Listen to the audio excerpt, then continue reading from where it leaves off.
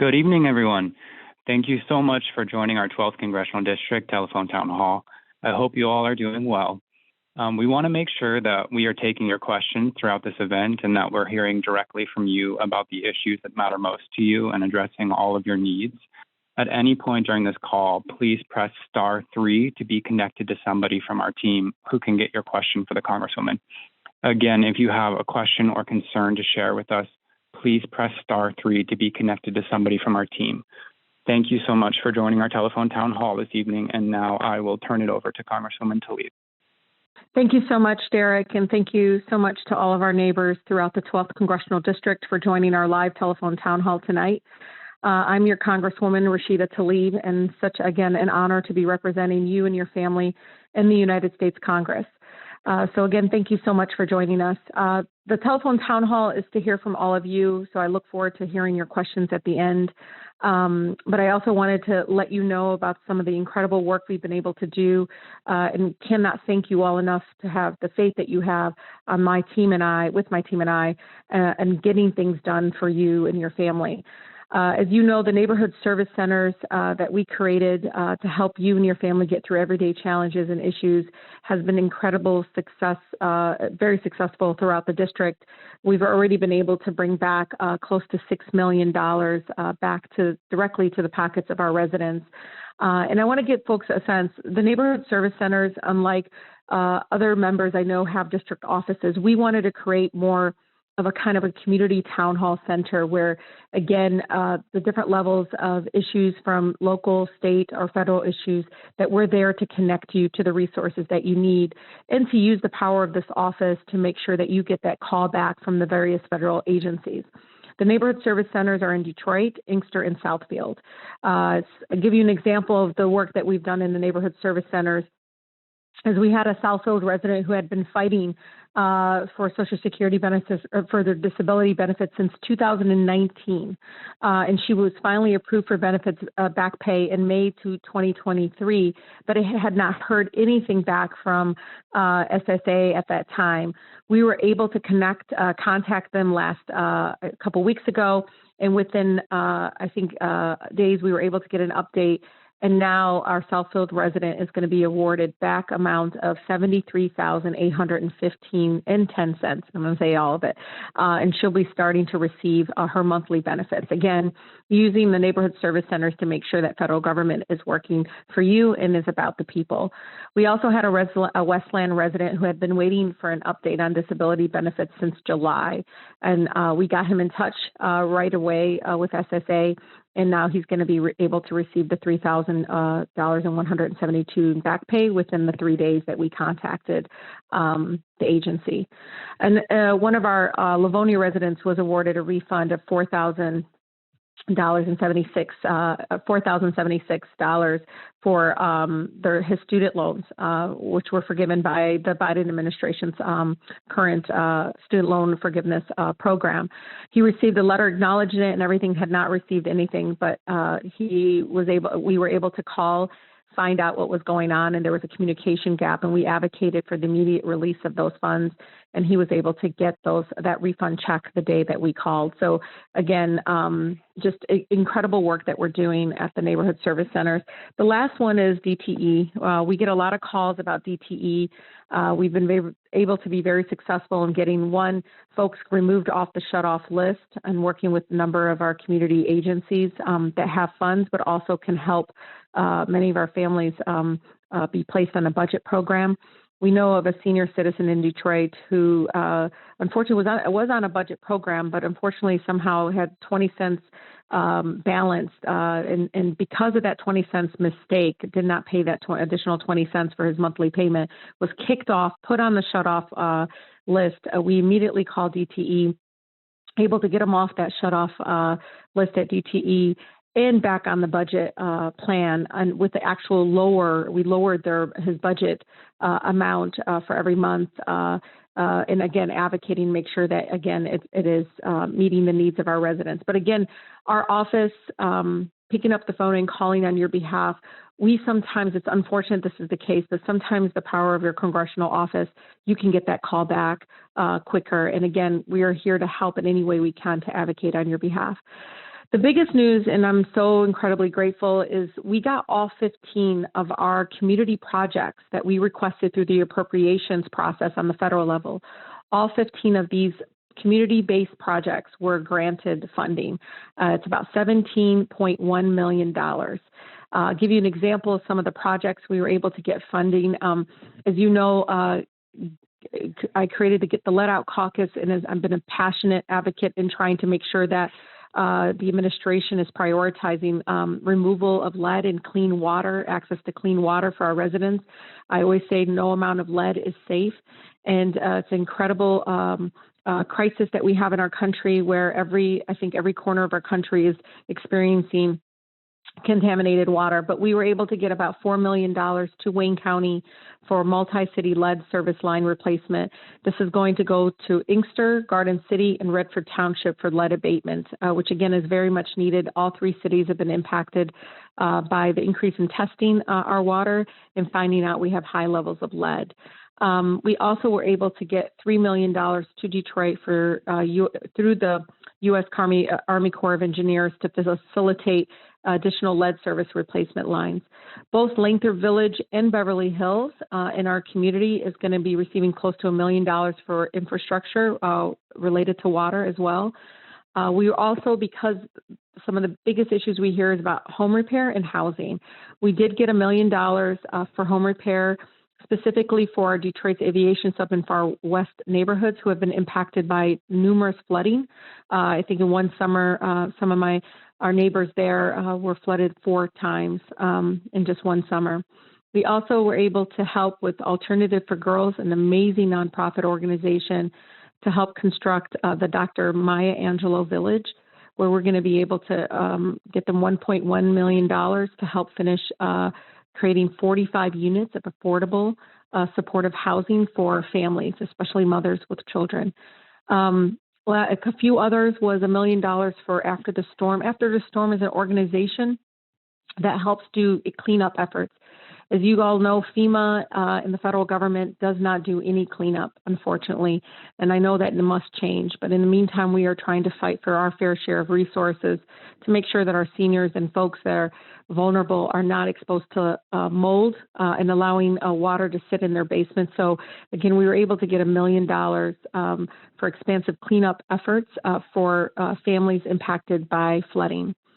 As you all know, Inkster is now, needing a new fire truck. We were able to get them a new fire engine and 1 new fire ambulance. They got $1 million through the federal government appropriations process.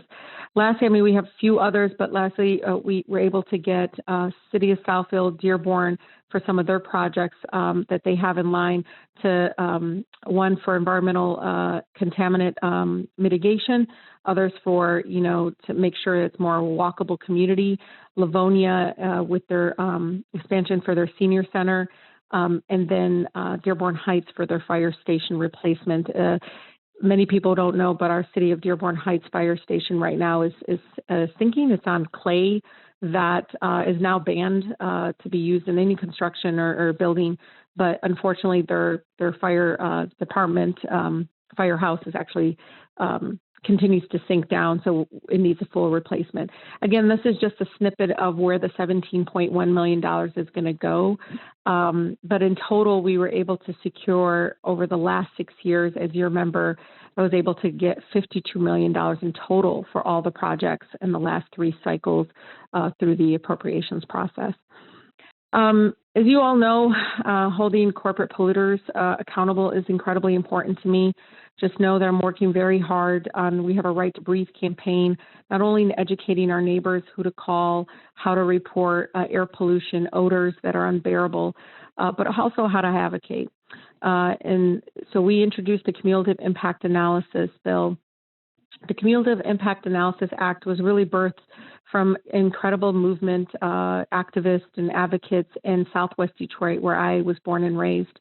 And we were able to come up with a bill that requires the EPA to consider all cumulative impacts of pollution and deny air permits unless they can demonstrate that there's no harm to our public health and to the community. And this is something incredibly important because many parts of my of our district right now is impacted by dirty air and corporate polluters that are not, one, they're not complying with their air permits, but two, they're also not complying with land use and continue to allow fugitive dust, including silica and a number of other contaminants, to be airborne and impact our community. So we've been working really hard, again, in trying to change this culture within the United States of permission to pollute. Too many of our families, too many of our children are impacted negatively, their public health, and so much more. As you all know, DTE been having town halls about holding them accountable. You all know DTE continues to hike our rates. Overwhelmingly, it's been a huge challenge for our communities. Some of our neighbors have had no electricity for days, and some of even over a week.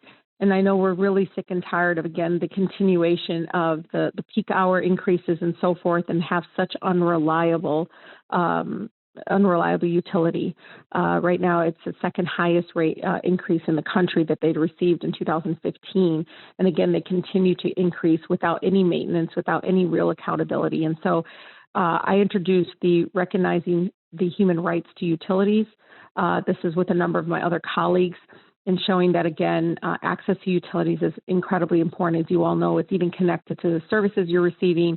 I have so many of my families and residents who have medical conditions that require them to have access to electricity, but also refrigerating their insulin and their medication. So again, it's very important. I've introduced Youth Homelessness Guaranteed Income Pilot Program Act, Public Housing for the 21st Century Act, again, around making sure that we're treating housing as a human right. Other bills that we've worked on is related to supporting our Congressional Mamas Caucus that we helped start. We always hear folks talking about mothers and how do we support mothers, but we never actually create policies with mothers. And so as the founder of the Congressional Mamas Caucus, we've had continued efforts to bring mothers into the room when we talk about affordable childcare, paid family leave, Black maternal health, universal school meals, and reproductive freedoms. And so, again, this is just a snippet of some of the work we've been able to do. And please know this, from the End Child Poverty Act to a number of other things, I'm trying to tackle with all of your support and your faith, the poverty crisis that we continue to have in our country. Overwhelmingly, our families are struggling. The cost of living is increasing. And so I'm trying to show my colleagues a pathway and having transformative bills that would really expand on what we started, over 2 decades ago with the Earned Income Tax Credit. The End Child Poverty Act is Earned Income Tax Credit on steroids. I mean, this would basically be able to reduce poverty by 64% among children in our country. Lastly, and then I'll open up for questions. As you all know, car insurance just went up again. Even with all the various reforms at the state level, it continues to increase and continues to be a huge burden on our families. Many of my families are paying up to a mortgage payment for their auto insurance. And so we introduced the Prohibit Auto Insurance Discrimination Act. We call it the PAID Act. And as you all know, when you call for those rates, they ask for your marital status. Has nothing to do with driving. They ask for your education level, nothing to do with your driving. Zip codes. Again, these non-driving factors should be prohibited and against the law. And so I'm working really hard with my colleague in New Jersey to basically prohibit, again, the use of non-driving factors that is layered on top of, I believe, very much predatory and discriminatory practices by the auto insurance companies.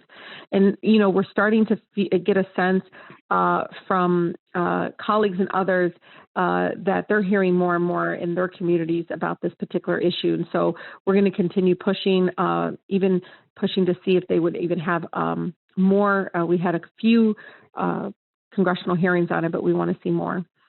With that, Derek, I'm going to hand it over to you. I know we have a number of the bills we worked on, gun crisis as well as medical debt, but I want to leave enough time for questions. Thank you so much, Congresswoman, for that great recap of all the work we're doing. Just a reminder for folks who may have joined us later in the call, if you have a question for the Congresswoman throughout this telephone town hall, please press *3 to connect with somebody from our team and so we can get your question. Again, that's *3. And once we collect your question, I will try to bring you live on the call to ask your question to the Congresswoman. And just so you know, whether or not you're able to speak with the Congresswoman directly on the line tonight, you will have the opportunity to leave a voicemail at the end of this call, and someone from our team will return your call. Even if your question is not addressed during this town hall, you'll still hear from somebody from our team. And with that, I am going to start taking questions from our residents. I know that the Congresswoman spoke a little bit about auto insurance, but I wanted to bring Miss Patricia Rutland from Detroit on the line, who has a question about auto insurance costs. Yes. Miss Rutland, you should be live now. Okay, thank you very much. And thank you, Congresswoman, for addressing the hike in car insurance rates. In the last 3 years, our car insurance has quadrupled. In 2020, we were paying $136, and now we have, each year it's got more, but now we're paying $495. We belong to USAA, which is supposed to be one of the cheapest rates because my husband is a vet. We are over 65, and we have a perfect driving, both of us, perfect driving record and decent credit. I just can't understand why our rates would quadruple when the reforms came out in 2020 to say they were lower. Our rates are now higher than they were before the reforms came in. What can be done? What can help? We are the seniors, we get lost in this. We're the working poor. We still have to work even though we retired. And $495 a month is just, we don't know what to do. We don't know whether to sell a car or what to do because it's just terrible. We can't afford it. Yeah, no, thank you so much, Ms. Patricia. I mean, you all know your education level, your zip code, your marital status doesn't determine your driving ability, neither does your credit score. And I'll tell you, University of Michigan, Ann Arbor did a study. Well, it was basically, it's called Poverty Solutions. They did a study that showed that over 90% of the zip codes in Michigan were had unaffordable auto insurance rates. So we know this. The way I can try to fight it is to push back through the PAID Act and basically saying, look, the study showed over and over again, not only is people in the cycle of poverty because of auto insurance, but also it showed that someone with a drinking under the influence violation, a DUI, okay, you would think that they would have high rates of auto insurance, right? This person had a high rate of higher rate of credit score. The credit score was higher, right? They had, compared to somebody that had a lower credit score but no DUI, so they had no drunken and driving violation. The person with the lower credit score but the better driving record was paying 3 times more than the person with the DUI but the higher credit score. It doesn't make any sense. And so anything we can do to try to push back against the usage of non-driving factors is so important. Now, I know the Biden administration is looking at doing a study on disparate impact. I know this much. I know my residents were tired of being studied. We can see it as clear as day that right now the auto rates do not match, nor the type of car we drive, our driving record, or anything. And we see this even with folks that marital status turns from being married to a widow. And they see literally some of our residents have seen their rates go up just becoming a widow. How does that have anything to do whether or not you're a good driver? So please continue to educate people about Prohibit Auto Insurance Discrimination Act. But in the meantime, you can contact our office, and we'll give you the number. And we can at least see if we can put pressure on the CFPB, which is the Consumer, oh my God, help me out, Derek. I always lose. Consumer Financial Protection Bureau. And they help with folks that get predatory lending, credit card fees, and so forth. I want to be able to start sending them folks like you, Ms. Patricia, about, look, you're in your mid-60s. You've seen your auto insurance go up, and you want them to challenge why the auto insurance went up. And let's see if they can try to advocate on your behalf while we try to get the PAID Act passed. Thank you so much, Ms. Patricia, for that question. Our next question is from Mr. Kavan Butler from Detroit. He has a question about returning citizens and recidivism. Mr. Butler, you should be on the call now. Yes, this is Kavan. Hello? Hello. Hi, how are you doing, Congresswoman? I'm good. How are you? I'm doing okay. My question was mainly about basically about jobs as felons and the recidivism rate here in Detroit. A lot of, as you may know already, 2.8 million people in the state of Michigan have felonies, right? And it's like majority of the time when you are a felon or a returning citizen, you're put into this box. This box basically states that you can only work certain types of jobs. Like they don't tell you that directly, they say it indirectly, right? And then directly they tell you oh yeah, we hire felons, but the truth is they only hire felons for a certain type of job. That certain type of job is always only really physical type of labor.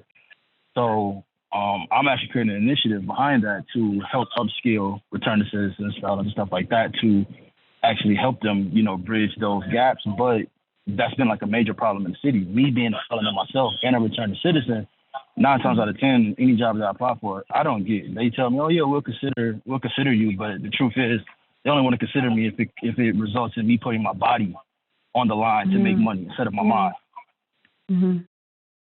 No, thank you so much, Mr. Butler. And this has been a struggle that consistently is part of the culture in the United States. One, I really think the massive incarceration is become such a profit-driven machine in our country that it needs to definitely be addressed. But one of the things that I do want you to know, and I've been working with actually returning citizens who are now at a point where they're just going to go ahead and try to through a pathway to entrepreneurship and being their own boss because of these barriers. I know when we fought really hard in Northwest Detroit with even just Meyer removing the check box, asking about whether or not a person had a criminal background, especially, for you, Mr. Butler, and so many others that had done their due time, right?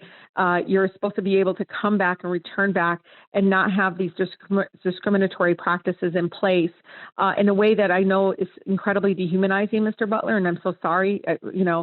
All I can tell you is that there are so many more people and organizations like Michigan Liberation and others that are working incredibly hard to push back against this constant culture of, this feeling, holding a lot of our returning citizens back who have incredible potential and have excitement about returning back and doing such incredible work in our communities.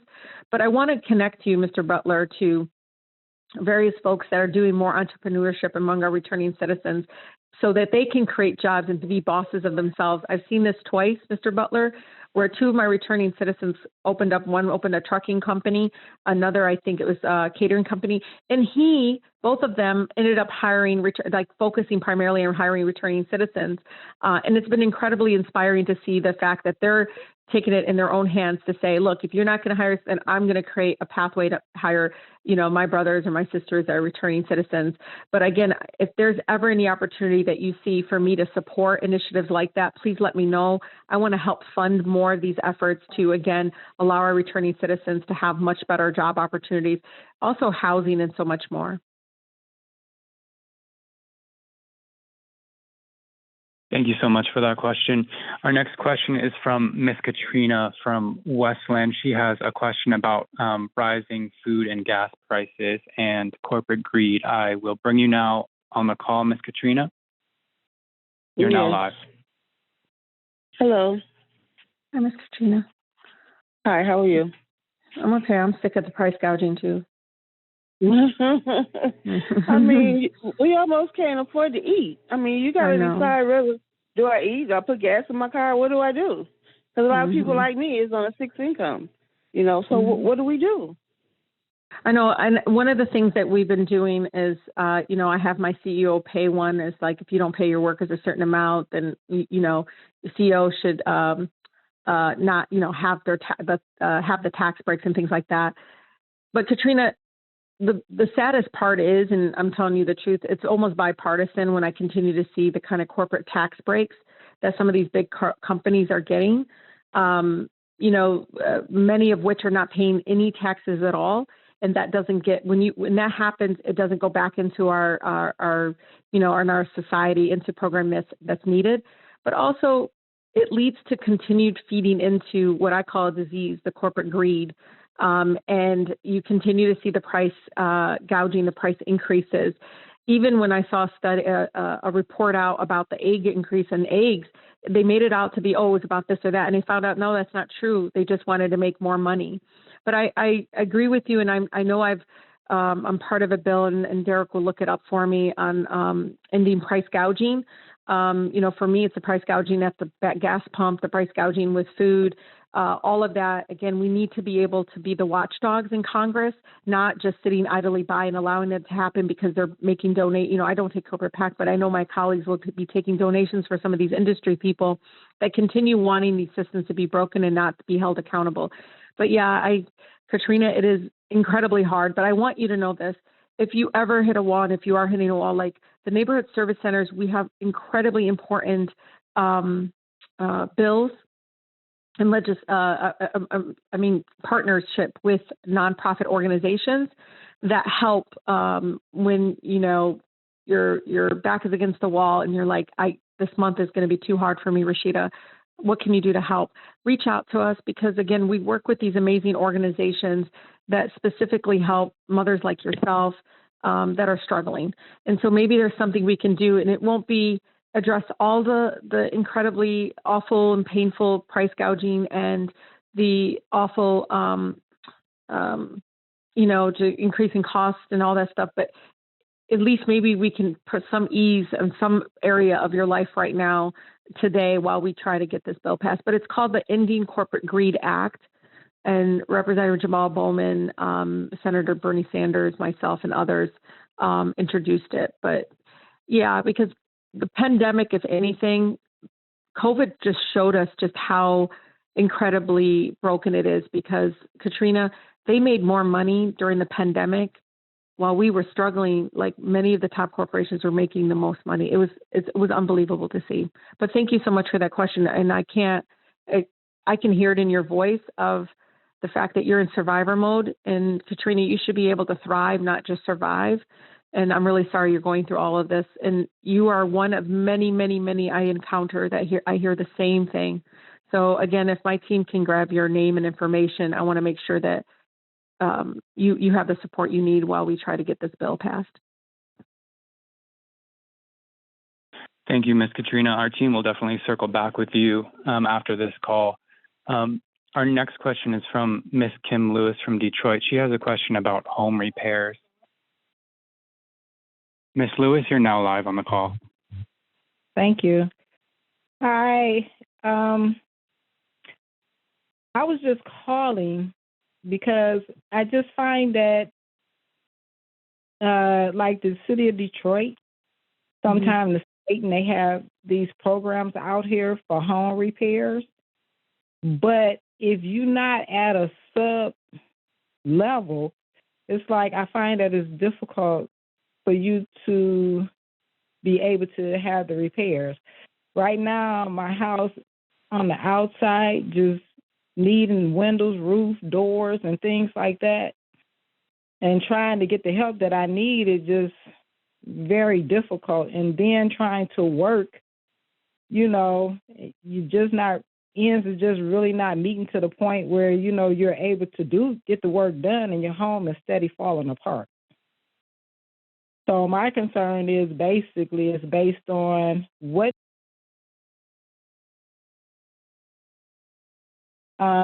that's trying, but unable to qualify or, for the grants and things that's out there.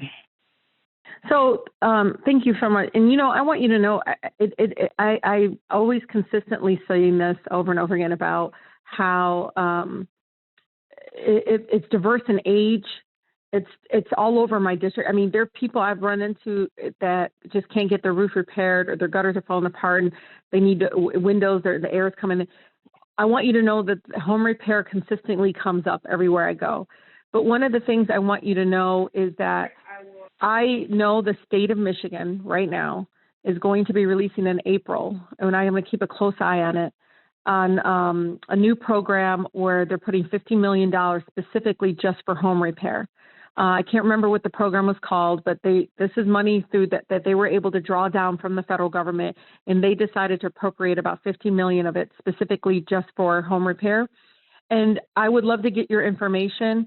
Let's see if you can qualify, because I believe this is going to be something that might not have to follow the similar guidelines that you have experienced with the city of Detroit. And so if we can grab your information, make sure that we connect you specifically with it. I mean, I've introduced bills like Restoring Communities Left Behind, specifically towards $5 billion towards home repair. But I know right now, in the next month, we're going to hear the state of Michigan unroll a new program through MISHDA, which is like their housing department, unroll a new home repair. And I just met with them, and they just told me they're going to spend $50 million on it. So I just want to make sure that we have your information, connect you, so that if there's an ability that you can qualify, which I really think it's a huge possibility, because they're not going through the similar channels that you may have experienced in the previous years. But thank you for that question. Thank you so much. Our next question is from Ms. Bernice Lewis. She has a question about the Affordable Connectivity Program and the reauthorization bill. Ms. Lewis, I'm bringing you on the call now. Thank you. I would just like for you to address what's going to happen now that they're going to suspend the ACP program in April. So starting in May, whatever discount that you receive it will be put back on your bill. So you will have a full-fledged telephone, cell phone bill or internet bill, depending on which one you took, which one you chose for the discount. Can you tell me more about that? Yeah, so we would love to get your information, because did you get an email from an organization about this? Was there an email that came to you, or somebody knows?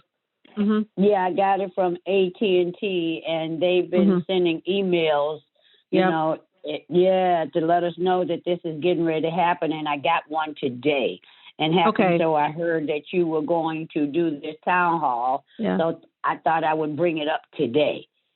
Okay, well, I want to see the letter, because this is the third time I've heard from somebody about it. Now, we did sign a congressional letter about affordable connectivity specifically, but I want to see what they're sending out to you while we try to renew the affordable connectivity program. Okay, but if you can please, somebody on my team will basically be able to get your information. I know that. I'm a co-sponsor of one of the bills that was introduced about 2 months ago that would appropriate about $7 billion for the Affordable Connectivity Program that you're talking about. But if you can, at least I want to see what AT&T specifically telling you all. But in the meantime, just know, I know my colleague from New York and myself and others have signed a letter asking for the renewal. And then I know we're sponsoring a bill to do it. But keep advocating, keep reminding us how important this is, okay? Because I think this is something that could actually be renewed, just because I think the utility companies and other folks appreciate it, because they want to be subsidized. Thank you so much. So we have a lot of questions about this issue from residents all over the district, and they basically want to know what's being done to, one, hold DTE accountable, and then also affordable utilities in general, what Congress is doing to address the rising cost of utilities. Yeah, so we have the utilities as a human right bill, and that's a beginning that basically says, access to internet, access to water, utility, gas, light is a human right. People can't live without that in our country, and that's incredibly important. We're going to continue pushing that. But one of the things that I need everyone to help me with is right now the Michigan Public Service Commission is the oversight for consumer energy, for DTE. They are the people that basically are supposed to, their duty, they're a government entity, they're appointed by the governor of our state, and they're supposed to basically oversee the height rakes, make sure they're reasonable. This is the same agency that continues to approve them, only reimbursing us, $25, $35 or something of that sort for, spoiled food or even medication. And we all know $25 to $35 is not enough. And so before this call, I'm gonna tell you all more about who to call. If you guys can give me, oh, here it is. Thank you, Larissa. Larissa just sent it to me. I want you all to write this number down. This is so important because when you get that rate hike, when you're hearing about things that you're not happy with DTE, I need you to call the Michigan Public Service Commission. This is supposed to be our oversight, our watchdog. They're supposed to make sure that the rates are reasonable. They just approved another rate hike, y'all. But let me tell you, when residents heard about the other rate hike, they advocated, it was last year, end of last year, they pushed and pushed and pushed. The DTE asked for close to, I don't know if it was 14%, something crazy like that, 14% increase in rates. And they ended up getting less than a point, less than a percentage. So it can happen if we advocate, if we educate and ask the Michigan Public Service Commission, which are appointees by the governor, to hold DTE accountable. We cannot continue to pay these one of the highest rates in this region, in the Midwest, and have the most unreliable. And so the number to Michigan Public Service Commission is 1-800-292-9555. Again, 1-800-292-9555. These are folks that you should be asking. I want the emails every time they get an increase in rates. I want to know about it. How do I get on your email list? Because again, the way we can do it is showing up and making sure we stay informed. Again, the number is 1-800-292-9555. And I've gone to two of their hearings about rate increases. They even want to reduce the reimbursement for people that go in solar. So they haven't even stopped. I mean, the corporate greed that continues to spew out of these utility companies is very real. And the only way to do it is to organize and make sure we're educating the Michigan Public Service Commission. Thank you so much, y'all. But I really do need your partnership in making sure they hear you all loud and clear. Thank you, Congresswoman. Our next question is from Ms. Sharon. She has a question about the Congressional Mamas Caucus. Ms. Sharon, I'm bringing you on the call now. Okay, it's Sharon. Okay, thank you. Hello, Congresswoman Tlaib. Hi, Ms. Sharon. Hi. I never get asked about the Mamas Caucus, so I'm excited. Oh, yeah. I wanted to know, is it open to individuals that is within your district or nonprofit organizations? I currently work with an organization and we're drafting up policies to deal with mental health services, accessibility, and mobile crisis units for mothers and children. I love that. Oh, I love that. But I would love to get Yeah. No, go ahead. I'm sorry. I didn't know if is there. I didn't know if there was a. Am I able to attend, or are there some meetings of some sort, or you have to be, a nonprofit organization in a certain area? So the way we do it is we have briefings with members of Congress. So what I'm doing is the Congressional Mamas Caucus to get members of Congress to join the caucus, and we hear from advocates like yourself. So we've been hearing from folks that have been fighting for paid leave, child care. We do briefings. We work with a group that's a national organization, but they're housed here in Michigan called Mothering Justice. And they've been primarily really our go-to kind of folks to get us connected to people that want to talk about water in mothers. They want to talk about maternal health in mothers and things like that. But we would love to get your information and specifically try to connect you to see if you would like to, be part of future events. We also have an email that we send out every month, kind of an update of the things that we're doing in the Mamas Caucus, where you can possibly be plugged in. But I love that idea.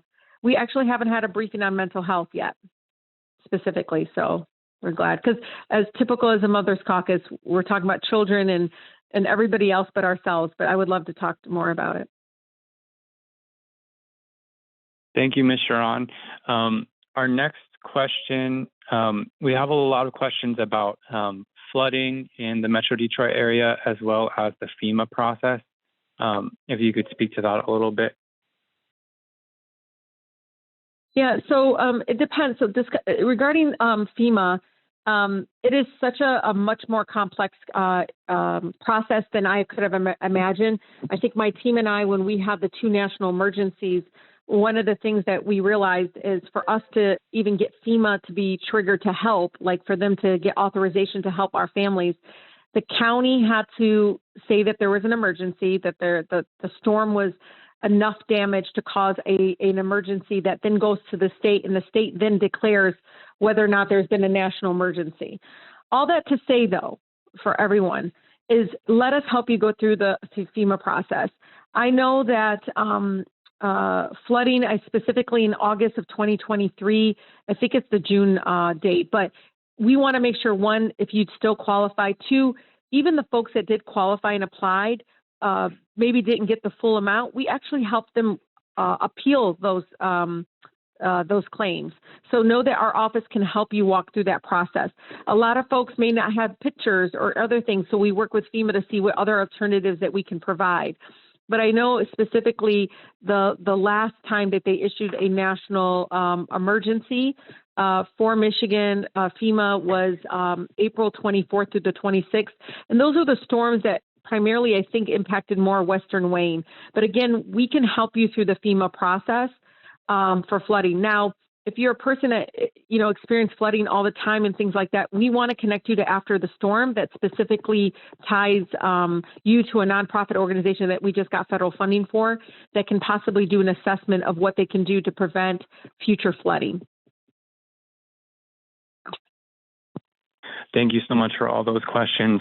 I'm also going to combine the next two. We have two questions, one from a resident in Dearborn and Dearborn Heights as well. But they're basically asking, why can Congress afford money for war but not investments in our communities? What was the question? This was great. Is this regarding putting war before our communities? Yeah, basically putting war before investing money for endless war, but before our communities. Yeah. So I actually introduced war profiteering bill. I want you guys to know what's happening in Congress. I really think it's incredibly dangerous, undemocratic, that many of my colleagues currently own stock in war manufacturing companies. So I introduced the Stop Politicians Profiting from War Act. This is incredibly important because it ends this corruption and bans members of Congress and their families from owning defense stocks. Because every time we go to war, every time a bomb is dropped anywhere in the world, my colleagues are profiting off of that personally. And that is a huge conflict of interest. But I also, again, elected officials should not be able to use their positions of power to get rich from defense contractors while, continue to vote for sending billions of dollars in military funding overseas to bomb innocent civilians. So as I continue to fight back and saying, look, $886 billion military budget, massive weapons giveaways to foreign governments, that is not, one, making us safer, but also is so egregious in that the Pentagon hasn't passed the audit in the last 6 audits. They did not pass their audit. This is, to me, just disheartening. And I'm so angry sometimes about it because I can go to my high school and I see garbage bags over some of the schools in my district, garbage bags over their fountains. Why? Because they don't have clean drinking water. Some of my schools don't have clean drinking water, but we have billions and billions of dollars for war. And the way I think we can stop the corruption and stop my colleagues being obsessed and addicted to war is making sure they're not actually profiting personally from war. Thank you for those questions. Our next question is from Ms. Dana Prius. She has a question about health care for seniors. Ms. Price, you're now on the call. Yeah. Thank you. Yes, I was wondering if anybody could advocate for seniors. I am grandfathered into the state pension program. I worked through Eastern Michigan University, and as we made more money, I only had to pay $10 every time I visited the doctor. Now, as a senior, retired, disabled, between my husband and I, we've had 12 surgeries, and now we are thousands of dollars in debt.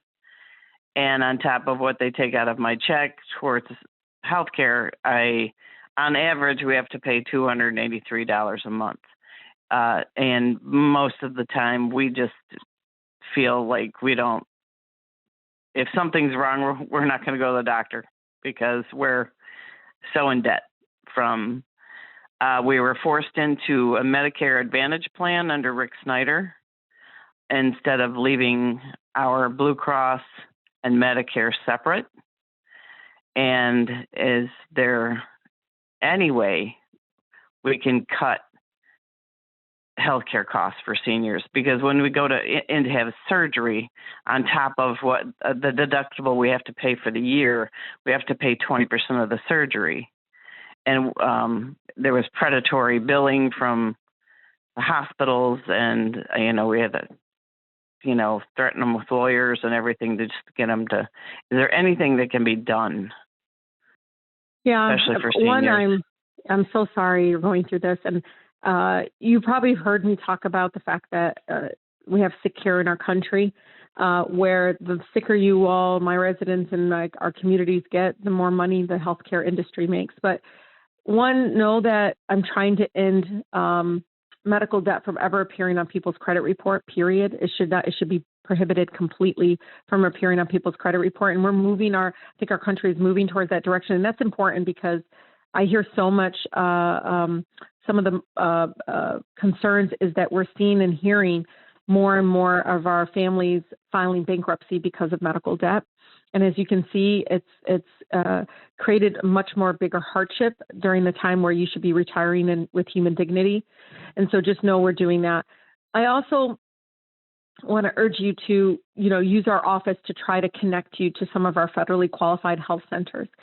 These are literally federally funded, and it's not going to fix all the broken systems of, corporate greed within our healthcare industry. The fact that right now we can't, we need to get as close as possible to Medicare for all or universal healthcare in our country. While we do that, we're trying to stop, surprise medical billing, the junk fees, everything on top of everything. But in the meantime, I want to be able to help you now. And while we try to fight back against, the continued big pharma and healthcare, lobbyists that continue to taint our democratic process, because I think we would have had a huge reform within our healthcare industry that is not driven by profit, but by care. And so I just, again, though, in the meantime, really, really want to make sure that we have your information. And what county do you live in? Is it Wayne or Oakland? I'm sorry, did they mute you? I believe we got disconnected. Oh, okay. Well, hopefully we got her information, Derek, because in the meantime, I want to see what we can do about some of the debt that she has now from medical services. Definitely. We have everyone's information who has asked us a question in our records. So we will make sure to circle back and reach back out to everybody who has asked us a question tonight. For our last question, I wanted to bring on Mr. House from Dearborn Heights, who has a question about Eor Creek. You're now live on the call with the Congresswoman. Yes, hi. Mr. Hussam, I was just asking about the Eor Creek. They've been talking about it for decades that I know they're going to solve an issue, and I don't know what's happening. I mean, is there anything? Well, we did get an update. So, since the 60s. Yeah. So, I know they don't call it a pond, Mr. Hassan, but it's I don't know, it's like they're creating this detention basin to build it. So we got them I got them $1.4 million to do that. The project is currently in what they call design phase. They're designing it and seeking, requests for proposal from contractors for the project.